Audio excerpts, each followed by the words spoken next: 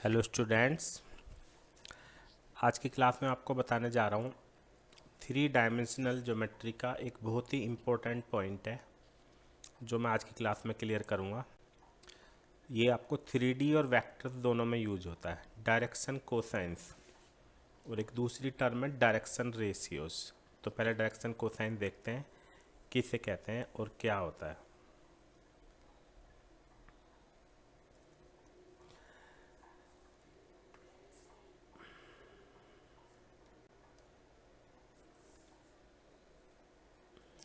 अगर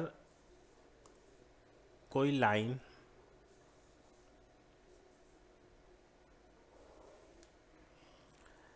x axis के साथ अल्फा एंगल बना रही है ना, और वही लाइन वाई एक्सिस के साथ बीटा एंगल बना रही है और जेड एक्सिस के साथ गामा, तो इन एंगल्स के कोसाइन, कोस को हम डायरेक्शन कोसाइन कहते हैं। क्या डेफिनेशन देंगे? Cosines of angle made by a line with x, y and z axis respectively। यानी इस लाइन का जो डायरेक्शन कोसाइन है, एक्स एक्सिस के साथ एंगल है इसका अल्फा, तो कोस अल्फा, वाई एक्सिस के साथ बीटा कोस बीटा और जेड एक्सिस के साथ गामा। तो जनरली एंगल यही लेते हैं और इसको डिनोट करते हैं एल, एम और एन से। यानी जो डायरेक्शन कोसाइंस है उसको किससे डिनोट करेंगे? एल, एम, एन से। तो पहली बात तो ये है कि जो मैंने अभी डेफिनेशन बताई है उसके हिसाब से आप ये पॉइंट नोट कर सकते हो कि डायरेक्शन कोसाइंस, आगे से ऐसे लिखेंगे शॉर्ट फॉर्म में, of x axis. X axis के डायरेक्शन कोसाइंस क्या होंगे? एक्स एक्सिस खुद अपने साथ जो एंगल बनाएगा वो 0 डिग्री, वाई के साथ 90 और जेड के साथ भी 90, यानी 100। तो ये एक्स एक्सिस के डायरेक्शन कोसाइंस है। सिमिलरली अगर हम कहें कि direction cosines of Y axis, तो वो क्या होंगे? 0, 1, 0। और direction cosines of Z axis वो क्या होंगे? 0, 0, 1। तो सबसे पहले हमें डायरेक्शन कोसाइंस की ये डेफिनेशन समझ में आनी चाहिए कि किसे बोलते हैं और एक्स वाई जेड एक्सिस के डायरेक्शन कोसाइंस क्या होते हैं। अब हम इसको थोड़ा सा और आगे कंटिन्यू करते हैं। मान लो ये वाला जो पॉइंट है हमारा, इसके कोऑर्डिनेट है X comma Y comma Z.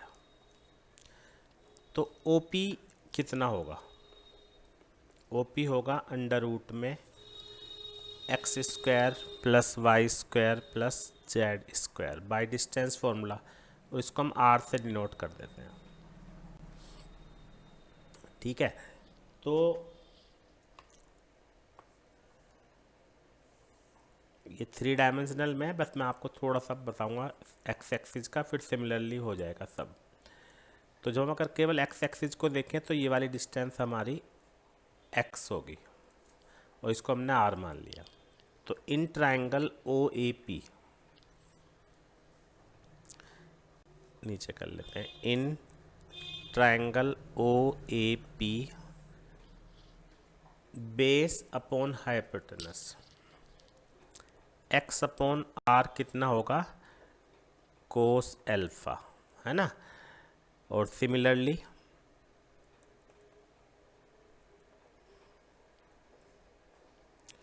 y upon are होगा कोस बीटा अगर हम y एक्सिस के साथ लेंगे, और z अपॉन आर होगा कोस गामा। ठीक,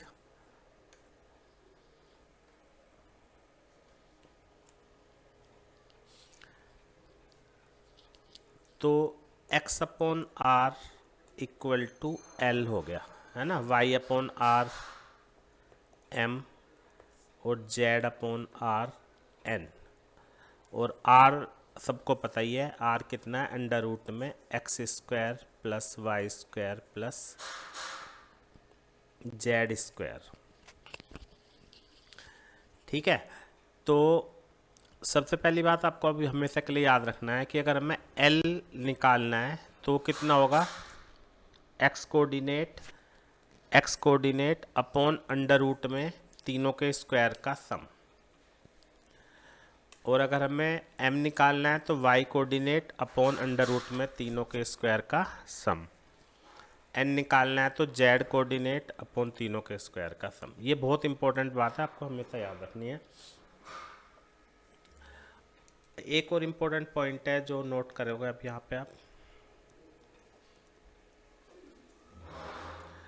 कि अगर हम एल स्क्वायर, एम स्क्वायर और एन स्क्वायर तीनों को प्लस करते हैं तो कितना आएगा, अपॉन आर स्क्वायर, और आर हमारा ये है ही, तो ये R square upon R square मतलब 1 आ गया। तो एक इम्पोर्टेंट रिजल्ट मिल गया कि L square plus M square plus N square equal to 1। तो दो इम्पोर्टेंट रिजल्ट मैंने आपको बताया अभी, एक तो ये क्योंकि इन्हीं का आगे यूज होगा, और एक ये। ठीक है, अब इसकी थोड़ा सा आगे और बढ़ाते हैं। अगर हम कोई एक पॉइंट ले लें जिसके कोऑर्डिनेट x1, y1 और z1, और एक दूसरा पॉइंट ले लेते हैं x2, y2 और z2, तो अगर हम ए बी वैक्टर निकालेंगे तो वो कितना होगा, x2 माइनस x1,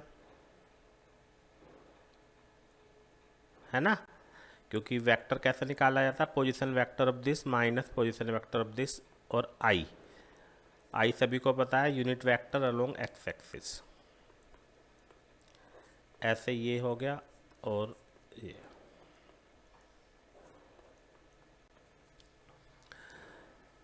अगर हम अब ये माइनस करके कोऑर्डिनेट आ गया, इस कोऑर्डिनेट को हम कुछ भी नाम दे सकते हैं, मान लिया मैंने इसको ए नाम दे दिया।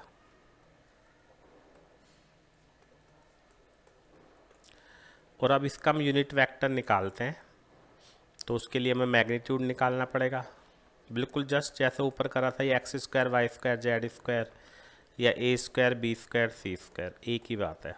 तो ये कितना आ गया, इसको आर मान लेते हैं, तो A upon R, B upon R, C upon R. ठीक है, अब एक तो यहाँ पे आपको एक इम्पोर्टेंट रिजल्ट मिल गया कि किसी भी यूनिट वेक्टर में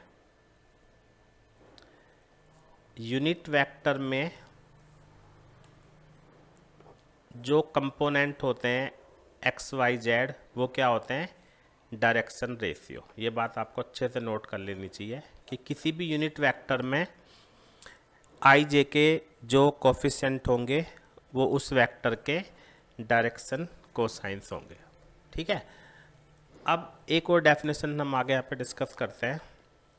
जैसे अभी अभी हमने यहाँ पे लिखा है L equal to A upon R, M equal to B upon R, N equal to C upon are.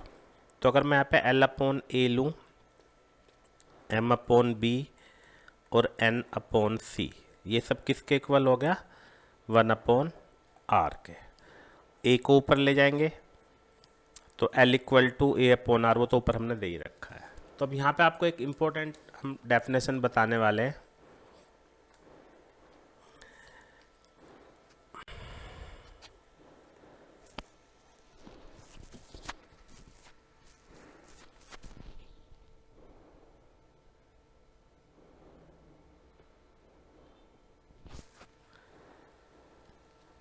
Direction ratios,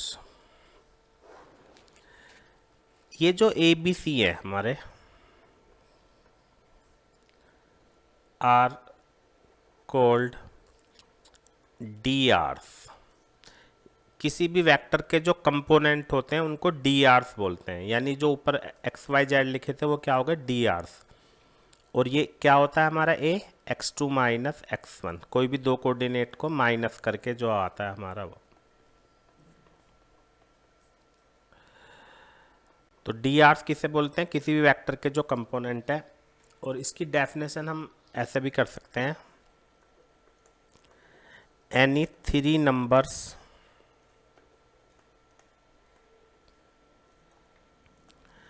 which are proportional to DCs are called DRs। भाई देखो, L अपॉन ए, M upon B, N upon C, ये तीनों same ratio बनाते हैं। अगर मैं यहाँ पे सबको 2 से मल्टीप्लाई कर दूँ तो वो तीनों इसके साथ सेम रेशियो बनाएंगे। 3 से मल्टीप्लाई कर दूँ, हाफ कर दूँ, माइनस कुछ भी कर दूँ, तो ऐसी हमारी बहुत सारी नंबर हो सकती हैं जो LMN के साथ सेम रेशियो बनाते हैं। इसलिए इनको रेशियो वर्ड यूज करते हैं, क्योंकि ये एक से ज़्यादा हो सकते हैं। जबकि ऊपर जो डी सीज बताए थे डायरेक्शन कोसाइन, वो यूनिक ही होंगे क्योंकि एक्स एक्सिस के साथ एंगल सेम ही होगा। तो अब हमेशा याद रखना है आपको कि जो आई जे के कंपोनेंट होते हैं उनको डायरेक्शन रेशियो बोलते हैं। और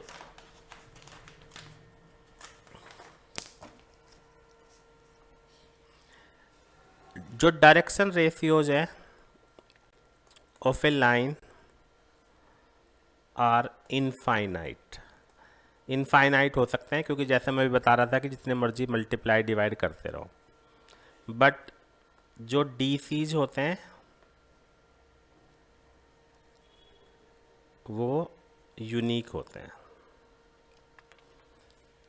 है ना।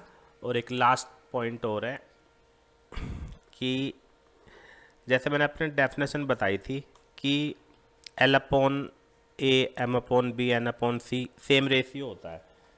तो अगर मैं यहाँ पे L अपॉन एल ले लूँ और M अपॉन एम और N अपॉन एन, तो ये L M N भी L M N के साथ सेम रेशियो बना रहे हैं। इसका मतलब जो L M N है वो डी आर्स की डेफिनेशन को सेटिस्फाई कर रहे हैं। तो हम ये कह सकते हैं कि direction cosines can be considered as D Rs. Direction cosines को हम डायरेक्शन रेशियो भी कह सकते हैं। ये छोटा सा टॉपिक है लेकिन ये बहुत ही इम्पोर्टेंट है।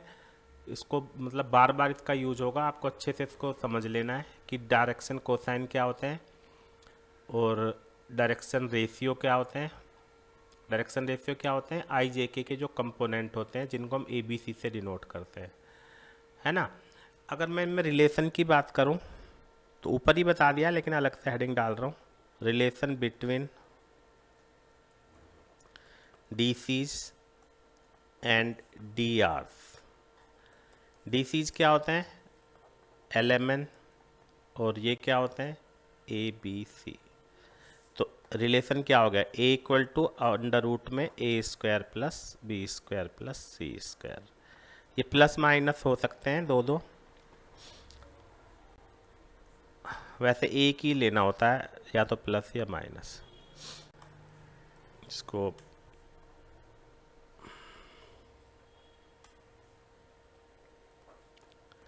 तो ये इन दोनों में रिलेशन हो गया। तो ये 3D में भी बहुत काम आएगा और वेक्टर्स में भी, इसलिए मैंने आपको अच्छे से समझा दिया है। दोनों में रिलेशन आपको हमेशा के लिए याद कर लेना है, ठीक है। तो क्लास ख़त्म करते हैं। Thank you very much.